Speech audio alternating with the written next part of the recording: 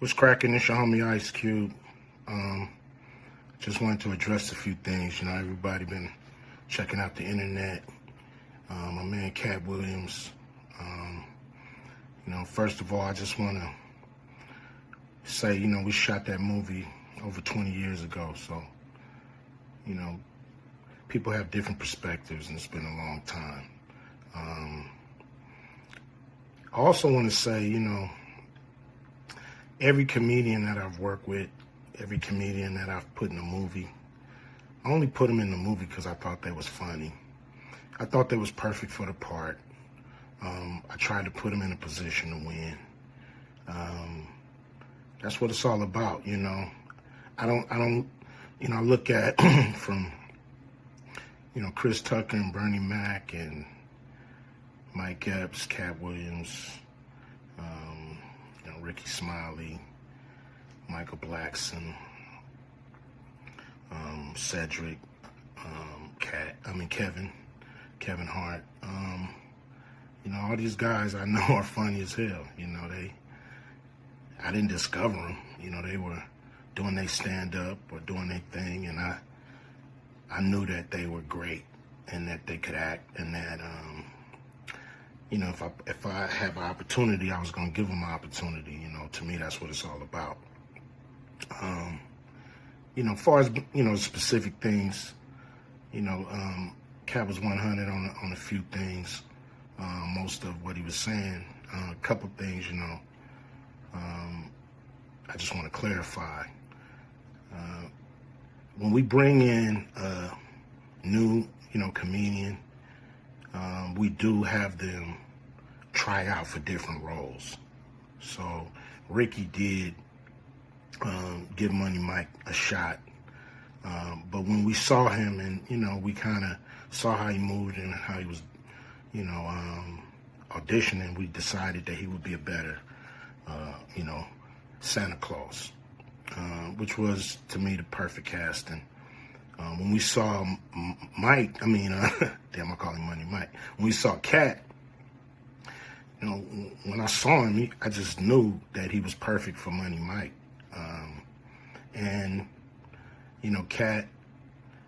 Katt, said he wrote his role, which, the role was written, but he enhanced it. This is why Katt was so dope in the movie. Money Mike had a small role, about as big as the Santa Claus role, but when we start filming, he was giving us such magic that we kept expanding his role, giving him more to do because he was on point. When we shoot these movies, for one, the scripts are fire, or they wouldn't even do it. The scripts are laugh out funny. But we shoot the script, but once we get what we need from the script, we let the comedians ad-lib, riff, play with the words, do their thing. We give them a take where they can, or 2, 3 takes where they can go off and do what they feel. Sometimes it makes the movie, sometimes it don't. When somebody gives you jewels, you want to try to make sure that makes the movie. So in the movie, there's second thing I want to clear up. I would never shoot a rape scene in a movie, especially like Friday, where you actually see this happening on camera. That ain't my style. If you check out any of my movies, they're not raunchy.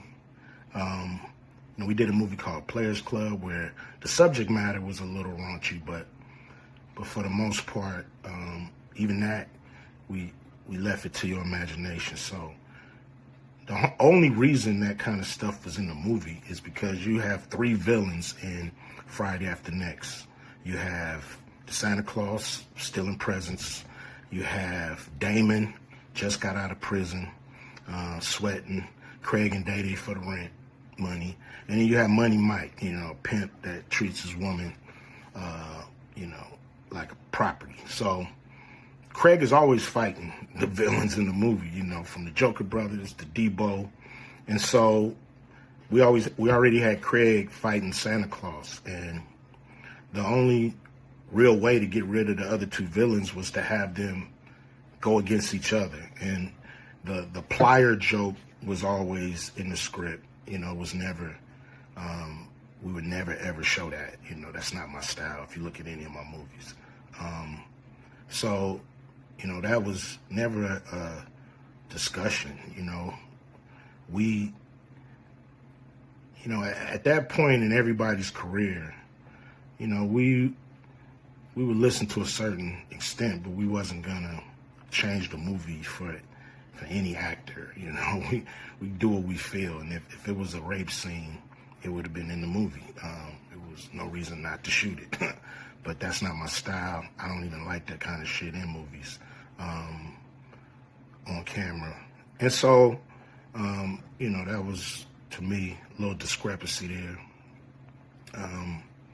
You know, Katt, he wrote a lot of his part because, you know, like I said, he was giving us jewels, so we were keeping the camera rolling. He was coming off the dome. He was coming prepared every day to steal the show. You know, that was his mission. And, you know, that's what he did, you know, with the movie. And it launched his career, you know.